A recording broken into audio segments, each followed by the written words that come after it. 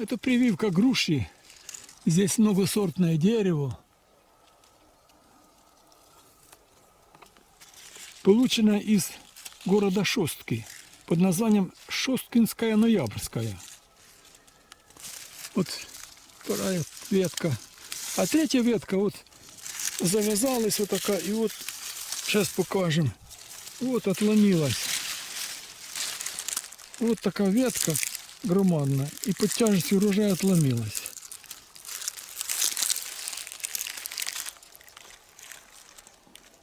И что теперь делать? Будет удобрение. А вот две прививки умеренной нагрузки выдержали. Вот такой дугой изогнулись, мы здесь подвязали. И ту прививку мы подвязывали. Ну, надо бы еще опору поставить было. Вот такое. Получилась, естественно, разгрузка. Сейчас снимаем эти плоды и будем исследовать. Какая-то Шосткинская и какая-то Ноябрьская. Здесь рядом Ноябрьская. Сейчас мы возьмем плод. Ноябрьская.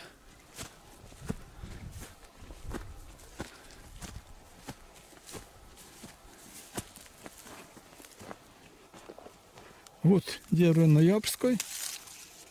Возьмем этот плод и поставим рядом ее.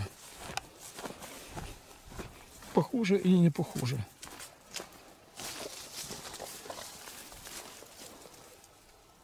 Не похоже. Плодоножка в этой короткая, а эта длинная. Вот здесь везде длинная плодоножка. Хотя, да, все плодоножки длинные. А вот тут довольно короткая. Ну и по форме. Похоже так по форме. Ржавлена. Ну, будем наблюдать. Попробуем с другого дерева взять плоды и сравнить. Шосткинская, Ноябрьская. Сейчас мы взвесим калибр этих плодов. Вот. Прилетел. Который ночью песни поет. Здесь мульча. Из изобилия мульчи такой положено. Так, снимаем плодик и взвешиваем. 325 грамм. Следующая, да, это длинная плодоножка. Груши все они похожие. 313 грамм. Вот тоже длинная плодоножка. 378 грамм. Вот такая Шосткинская Ноябрьская. Вот тут длинная такая изогнутая плодоножка. 346 грамм.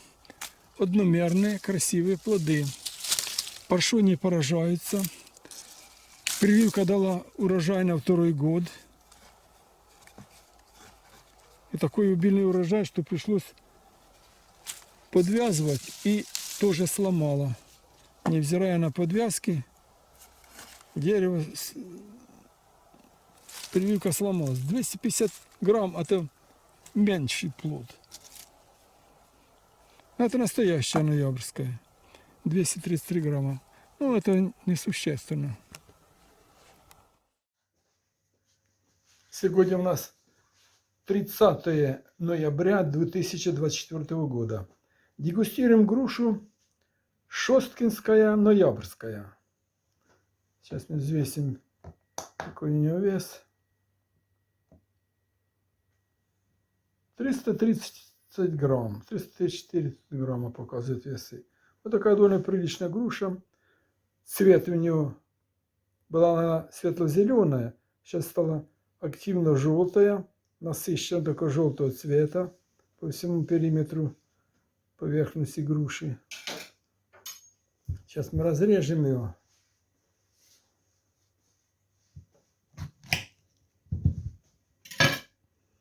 Мякоть вот такая бело-кремовая, сочная. Мы уже пробовали дегустированную грушу. Очень вкусная, без каменистых клеток.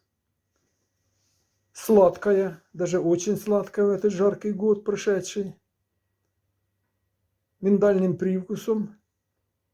Очень такой демократичного, приятного вкуса. А есть разница между ноябрьской и обычной во вкусе? Возможно. Но даже на разных деревьях разные плоды по вкусу. Ну, похоже очень на ноябрьскую, обычную ноябрьскую, молдавскую ноябрьскую. Сорт душутиной. Похоже, возможно так. Но мы этот сорт получали по таким названиям нашего коллеги-садовода. Так что будем наблюдать. Это надо время исследовать. Побеги исследовать. Стилистику развития самого дерева. Понаблюдать за побегами, листьями. Это длительное время. Мы же не институт с тобой. Да. У нас масса других дел. Надо исследовать. А лучшим способ исследования вот с этих груши привить на одном дереве симметрично по периметру кроны и наблюдать, как они развиваются, как они созревают. И тогда будет какой-то вывод. Или, если кто богатый, может провести генетическую экспертизу. Так что вперед, ребята! Вот такая груша шостинская ноябрьская. Очень достойный сорт. Скороплодный, высокоурожайный.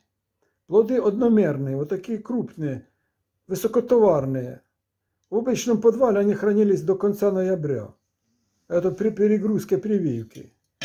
Вот в таком плане. Хорошо удается в Сумской области, в Шостке. Да, мы с Шостки, город Шостка, Сумская область. Без обработок.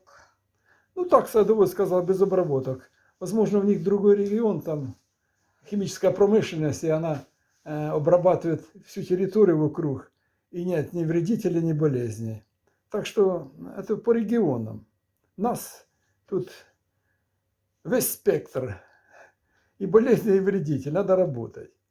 Начиная с ранней весны и заканчивая сбором урожая.